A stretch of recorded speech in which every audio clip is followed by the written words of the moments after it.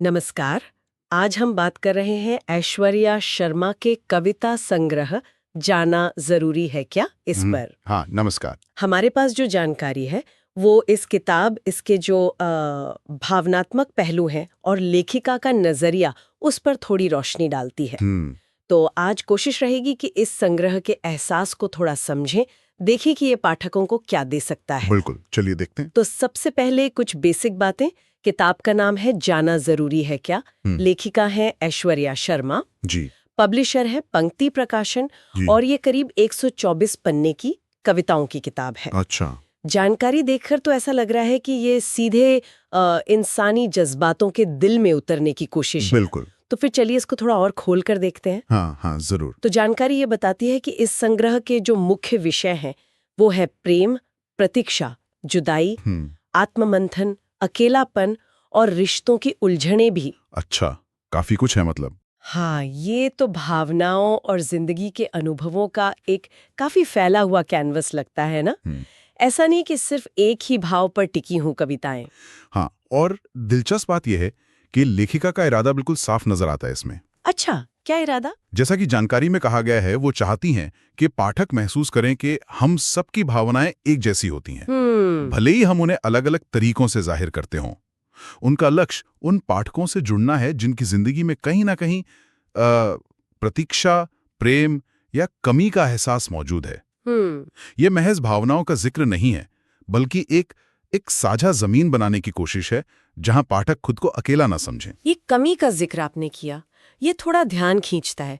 क्या इसका मतलब यह है कि कविताएं सिर्फ दुख या अधूरेपन के बारे में हैं, या प्रेम और प्रतीक्षा को किसी और नजरिए से देखा गया है? देखिए, मुझे लगता है ये उससे कहीं ज्यादा गहरी बात है। कमी का मतलब सिर्फ दुख नहीं है शायद। अच्छा। शायद ये मानवीय अस्तित्व की एक सच्चाई है। जैसे हम आगे एक लाइन देखेंगे भी कि शायद ही किसी की सारी इच्छाएं पूरी होती हैं, है ना? हाँ हाँ। तो प्रेम और प्रतीक्षा को शायद सिर्फ एक रूमानी चश्मे से नहीं देखा गया है, बल्कि उन्हें जीवन की सच्चाइयों के साथ बुना गया है, जिसमें वो अधूरापन भी शामिल है। ये उन भावनाओं को ज्यादा यथार्थवादी बनाता है और शायद ज्यादा भरोसेमंद भी। सही। प्रतीक्षा में उम्मीद तो है, पर एक अनिश्चितता की कमी भी है। प्रेम में खुशी है, पर कभी-कभी उसमें भी कुछ छूट जाने का एहसास हो सकता है। अच्छा, तो प्रेम यहाँ सिर्फ एक मीठा एहसास नहीं, बल्कि ज्यादा जटिल, बहुआयामी हो सकता है। बिल्कुल। और फिर प्रतीक्षा और जुदाई, ये कितने अहम लगते हैं संग्रह में। क्या ये सिर्फ इंतजार या बिछड़ने का दर्द है, या इनका कोई और पहलू भी उभरता है? जानकारी के आधार पर तो लगता है कि ये विषय काफी सेंट्रल हैं। प्रतीक्षा और जुदाई, ये सीधे सीधे उस कमी के भाव से जुड़ते हैं जिसका जिक्र लेखिका करती हैं। सही। जब आप इंतजार करते हैं तो किसी चीज या किसी के न होने का एहसास होता है। जुदाई तो है ही एक तरह का अभाव। हाँ, वो तो है। लेकिन ये देखना दिलचस्प होगा कि क्या कविताएं इन्हें सिर्फ एक पैसिव दुख के रूप में दिखाती हैं, या इनमें कोई शक्ति, कोई सीख या आत्मखोज का तत्व भी है। अच्छा। हो सकता है प्रतीक्षा सिर्फ इंतजार ना हो, बल्कि एक ऐसा समय हो जब इंसान खुद को बेहतर समझता है। हाँ, ये हो सकता है।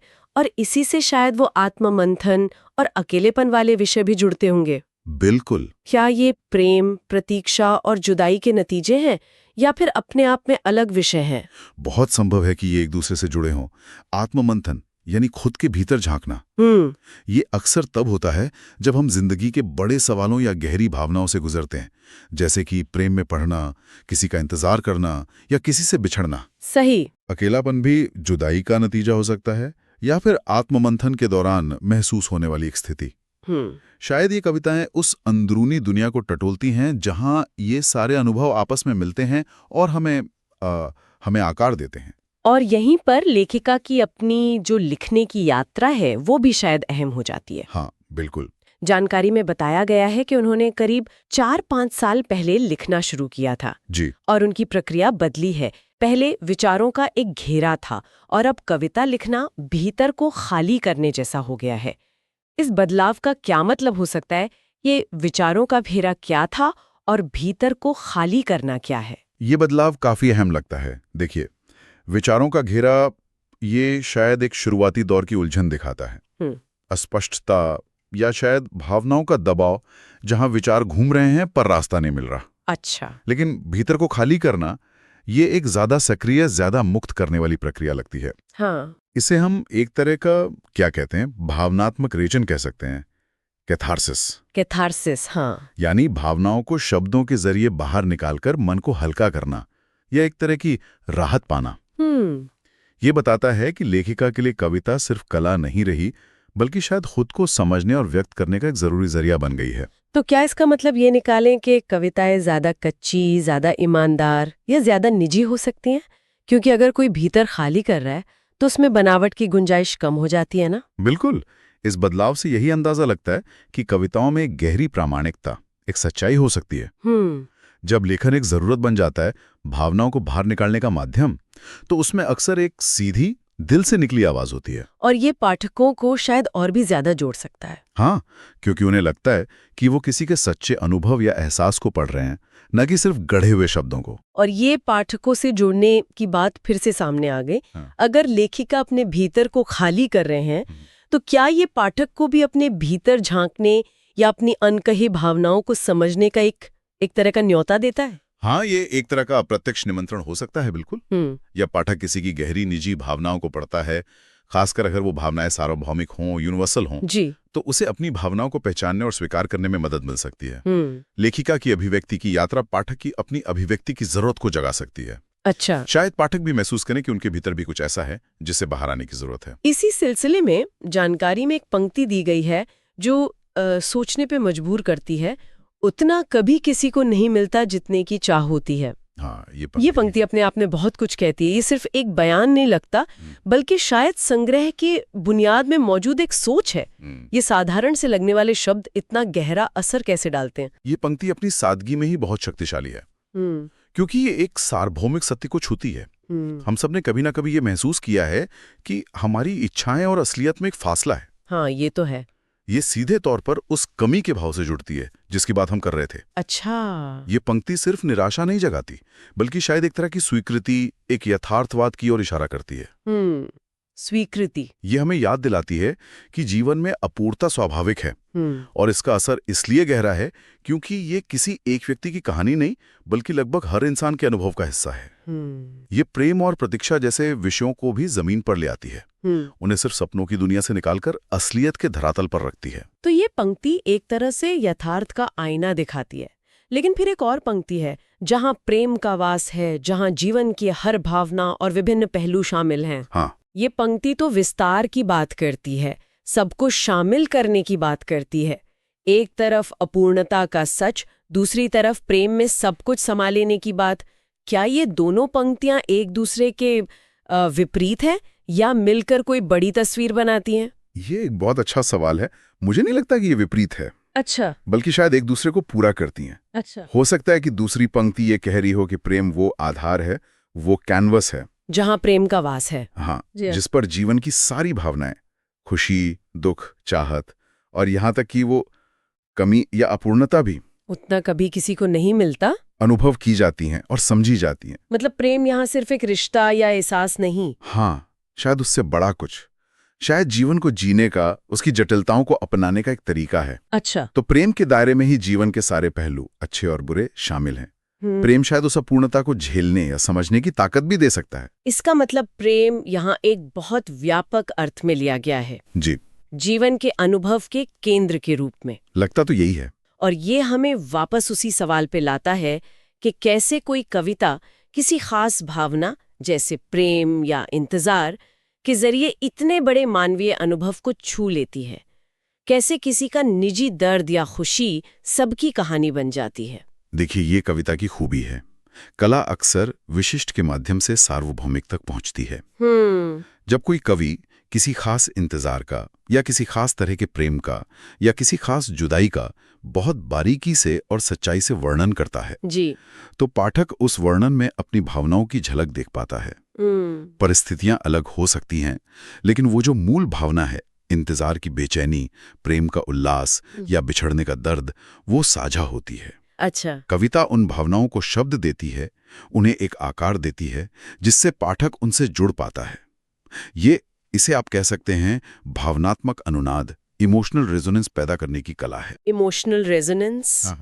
तो अगर हम इन सभी धागों को, इन विषयों को, लेखिका के इरादे को, उनकी अपनी यात्रा को और इन महत्वपूर्ण पंक्तियों को एक साथ पिरोकर देखें तो हमारे सामने इस संग्रह की कैसी तस्वीर उभरती है?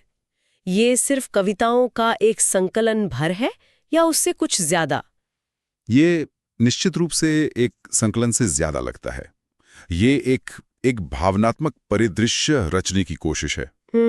ऐसा लगता है कि ये संग्रह घटनाओं या कहानियों से ज्यादा उन भावनाओं पर केंद्रित है जो उनके पीछे होती हैं।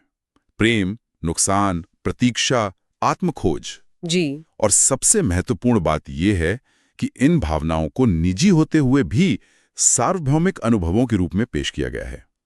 ये पाठकों के लिए एक आईना हो सकता है, हाँ, जिसमें वे अपनी भावनाओं के प्रतिबिंब देख सकें, या शायद एक ऐसी जगह जहां वे महसूस करें कि वे अपनी जटिल भावनाओं के साथ अकेले नहीं हैं। हाँ, ये साझा अनुभव और जुड़ाव का विचार बार बार उभर कर आ रहा है। बिल्कुल। और इसमें लेखिका की अपनी यात्रा विचारों के घेरे से भीतर को खाली करने तक का भी अहम योगदान लगता है। निश्चित रूप से। जैसे वो खुद इस प्रक्रिया से गुजरी हैं, वैसे ही शायद पाठक भी कविताओं के जरिए अपनी भावनाओं को समझने या व्यक्त करने की दिशा में कदम बढ़ा सकें। बिल्कुल। लेखिका की भावनात्मक ईमानदारी और खुद को व्यक्त करने की जरूरत पाठक के लिए एक तरह की अनुमति या प्रेरणा बन सकती है। जब कोई पढ़ता है कि कोई और भी उन्हीं उलझनों, उन्हीं खुशियों या उन्हीं कमियों से गुजरा है, तो एक गहरा संबंध बनता है। सही बात है। ये सिर्फ शब्दों को पढ़ना नहीं रहता, बल्कि एक भावनात्मक साझेदारी जैसा अनुभव बन सकता है। कविता यहाँ भाषा का काम करती है, उन अंदरूनी एहसासों के लिए शब्द देती है जिन्हें हम शायद खुद बयान नहीं कर पाते। तो संक्षेप में कहें तो हमारे पास जो जानकारी है उसके आधार पर जाना जरूरी है क्या? एक ऐसा कविता संग्रह लगता है जो प्रेम, प्रतीक्षा और जीवन में महसूस होने वाली कमी जैसी गहरी और सार्वभौमिक भावनाओं को टटोलता है। इसका मकसद सिर्फ भावनाओं का चित्रण नहीं, बल्कि साझा अनुभवों के जरिए पाठकों से एक पुल बनाना है। बिल्कुल। और इस प्रक्रिया में हमें लेखिका की अपनी रचनात्मक और भावनात्मक यात्रा की भी एक झलक मिलती है। वो भी साफ दिखता है। और जाते जाते एक सवाल मन में उठता है जिस पर शायद पाठक खुद विचार करना चाहें। हाँ, बताइए। ये जो पंक्ति है, उतना कभी किसी को नहीं मिलता जितने की चाह होती है। इस सच्चाई को स्वीकार करना, ये मानना कि इच्छा और यथार्थ में हमेशा एक फासला रहता है, ये हमें प्रेम, प्रतीक्षा या हानि जैसी भावनाओं को समझने या उनसे निपटने में असल में कैसे मदद करता है? ये तो सोचने वाली बात है। क्या इस सार्वभौमिक सीमा को पहचान लेने में, ये जानने में कि हम सब इस अधूरेपन में कहीं ना कहीं साथ हैं, क्या इसमें अपने आप में कोई तसल्ली या जुड़ाव छिपा है? अच्छा। क्या ये एहसास हमें कम अकेला महसूस कराता है, या फिर ये हमें जीवन की हकीकतों को ज्यादा गहराई से स्वीकार करने में मदद करता है? सोचने के लिए एक दिलचस्प बिंदु है ना? बिल्कुल। एक बहुत ही दिलचस्प सवाल छोड़ा है आपने आखिर में। इस भावनात्मक और वैचारिक सफर में हमारे साथ शामिल होने के लिए धन्यवाद। धन्यवाद।